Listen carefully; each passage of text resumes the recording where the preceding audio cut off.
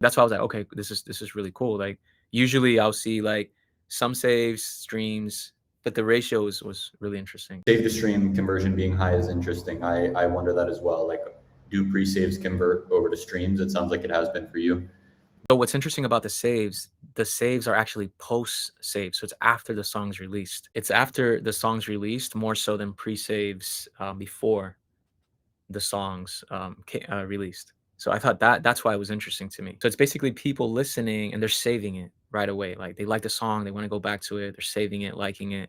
So like that's why I was like, okay, this is really cool. Like usually I'll see like some saves, streams, but the ratio was really interesting. And yeah, just like it's funny because I feel like in Latin music, in my genre in particular, most people they see one path or maybe two, right? Whereas I'm building towards like a couple different ones.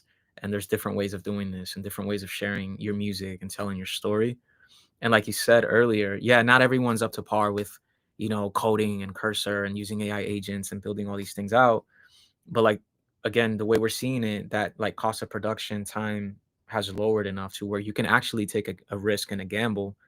You won't feel like there's already a few direct-to-fan platforms, but now you could actually make the time and space to create your own little microsite or app. Regardless of your fan base and audience, you're gonna get a lot out of that, right? You're building, you're learning, you're creating, and then you're sharing. And if like the more interesting you make it, I think the more people would be willing to kind of check it out and say like, damn, like there's a lot of different ways that you could approach building an app for your album or even for yourself as an artist. Like I've been thinking about a couple things and I'm like, would people go here? And I'm like, this would be more interesting for people to go visit and stuff. So yeah, like I think that's what's gonna make these next few years a little more interesting.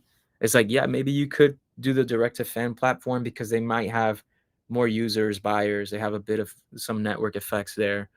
Yeah, they take their percentage, they take their fee, but then you could also build your own little interesting, unique space for maybe 10 of your top 200 fans or something, right? And just invite them in particular. And again, you didn't probably waste months and thousands of dollars doing that. So I think that could be interesting moving forward. And then like even when we did Estrella City, I kept saying like the smart album or albums as apps, albums as software.